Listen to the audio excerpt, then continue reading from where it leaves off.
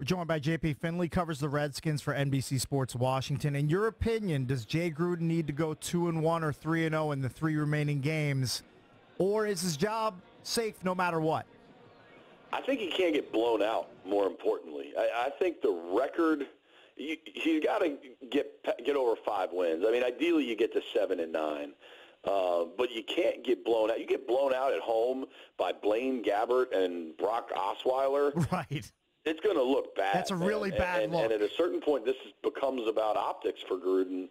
I think as long as you're competitive in all these games, when you're competitive and you lose, you can point to the injuries and say, "Wow, those guys played with a lot of heart." But when you look out there, you've got, Josh Harvey Clemens at linebacker, and that was never the plan in training camp.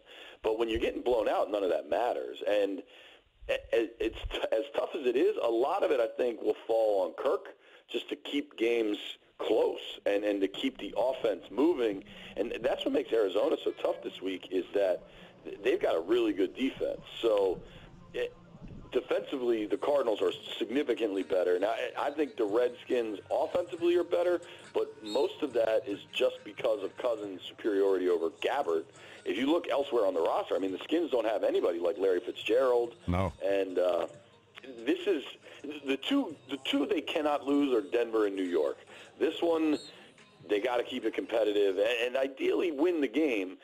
I think they might have to win this one ugly, and maybe you're talking about a 20-17 final. But defensively, you'd like to think the Redskins secondary, as beat up as the Skins are, that secondary is still the 4 that started week 1 in Norman, Breland, Swearinger, DeShazer, Everett. So you'd like to think they can maybe get some turnovers off Blaine Gabbert and win this thing. But you're right. I mean, let's just say they lose this game, 31-13. Trouble are going to get louder. Now, I don't think that's going to happen. They're going to win. Honestly, I think they're going to win this game and probably at least one of the other 2. But who knows? I mean, they're not healthy, so they could lose one of these. But if they do get blown out, like you said, those voices get really loud heading into the Denver game. Big time. They cannot lose. To me, the kind of the Alamo is Denver on Christmas Eve, because that's a bad team that's losing a lot, and the stadium's going to be empty because it's Christmas Eve. You can't lose that one. And this one, you can point to the Cardinals' defense, and the Cardinals at various times over the last 2-3 years have been a pretty good team. I guess the Broncos have too, but the year the Broncos are having is just so bad.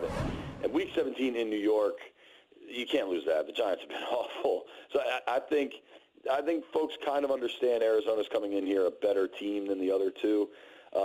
It's going to be tricky, but the blowouts have been really what kills it. And I think this week we've kind of seen Jay Gruden, he's been very outspoken about how the losses are his fault and kind of, it's admirable. And you guys talked about this earlier in the week, I think. It's admirable that he steps up and says, hey, put the blame on me.